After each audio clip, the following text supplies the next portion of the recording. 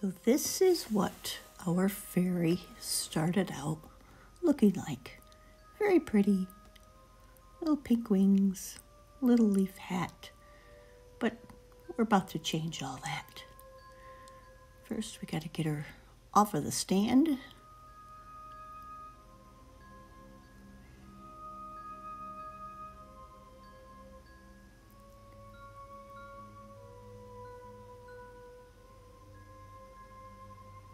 And now we're gonna go in with the scissors. And there was so much glue on this. I had a heck of a time getting her clothes off because pink is just not gonna work with what I have in mind.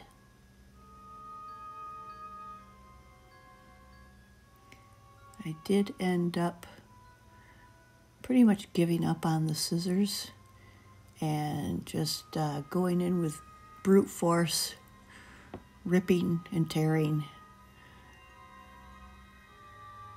Get that pink flower out of her hand. And all that glue.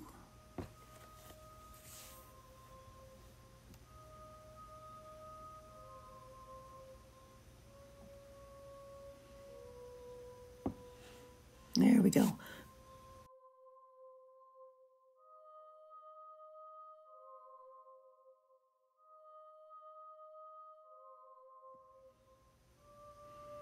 Now we need to get her dressed. Away with the pink.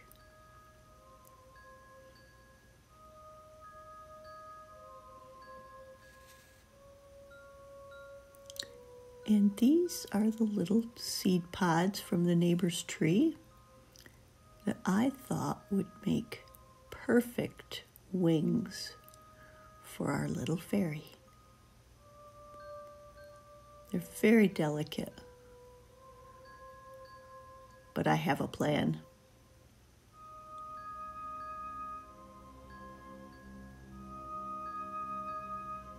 And I also thought I'd give her a little acorn cap.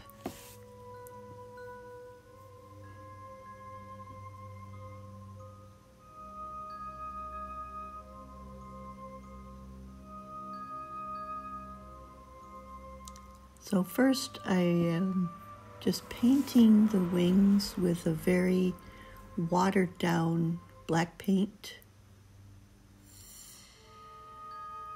I might have mixed a little Mod Podge in with it, I don't remember. But our little Whimsi-Goth fairy just cannot have brown wings.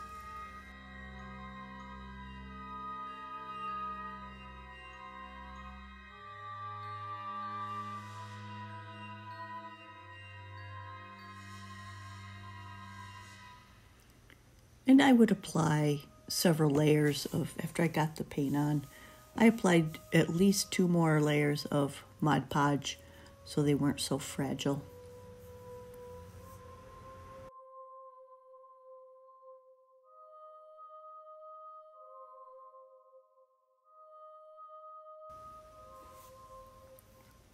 And here they are put together. I put some little black seed beads on there to give it some sparkle, because you know she's still a fairy, she's still gonna want sparklies.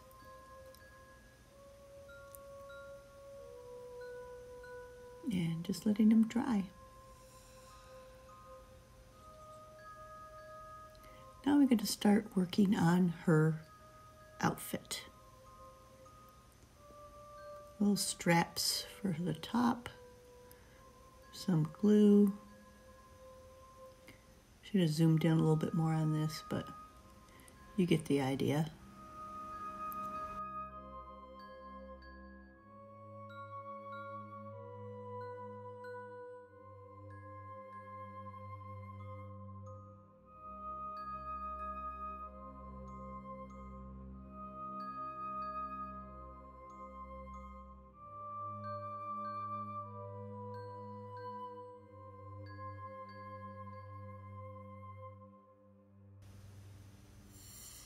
Got some bottoms on her, a little waistband, little panties. And instead of the acorn, I went with this cute little black bow that had a little bead on it. The acorn just wasn't working. I couldn't get it to fit her head the way I wanted to because of all the glue that was in her hair from the previous hat. And it just wouldn't fit like I wanted. So I thought, well, we'll just put something different. Bow on top of there. And I think it turned out looking pretty cute. Now the lighting here is terrible. I'm sorry I did this at the coffee table instead of at my work table, but I put a piece of wide lace I wrapped around her waist for an underskirt, and then I took, this is three more pieces of lace that I just did a quick stitch through, tightened it up to make her skirt, and show you her wearing it. Here we go. There she is. Now she's looking pretty cute. I'm going to trim that bit of lace off at the bottom of the tulle. And now we just need to give her some wings, I think. And here they are. I had some purple sparkly paint, as you can see, that I added on to give it some more sparkle, but still keeping it dark and gothic-y.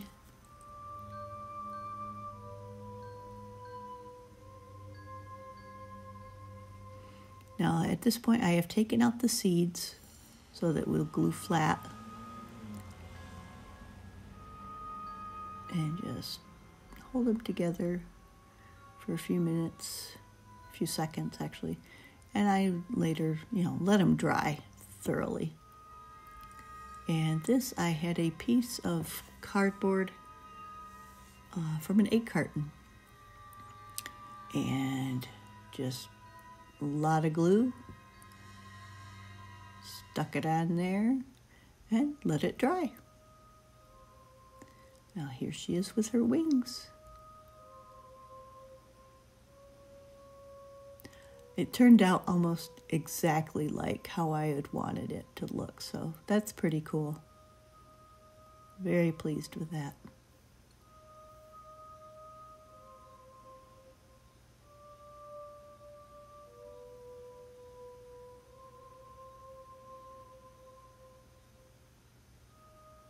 But her hands are empty. We're going to have to do something about that. So I took out that little flower and put in an eyeball. If you watched my Minions video earlier, you'll know what that little eyeball is for. And I also had a little miniature hatchet that I showed in a previous video. I couldn't get it into the scenery, so I just put it in her hand as she works on making one of her little moss minions. And her spell book, the other eyeball's on the table there. There's her little hatchet. And I'm leaving it up to your imagination if she's a good fairy or a bad fairy, because these minions she's making are for her own protection. And she also has protecting symbols around in her garden, pentacles and Buddhas, and so, there's one of the other moss minions that I showed in a previous video. And there she is with her book, her little skull and little jar, Buddha. I really, really like how this turned out. And this is our final video. The project is complete. I made a little lid to go on the jar with some colorful cloth and black lace. And there she is. Her name is Twylla, by the way. Yeah, I like her. So thank you all for listening. I really enjoyed making this project, and I am moving on to another one already. Thanks for watching, and I hope you enjoyed my Whimsi-Goth fairy jar.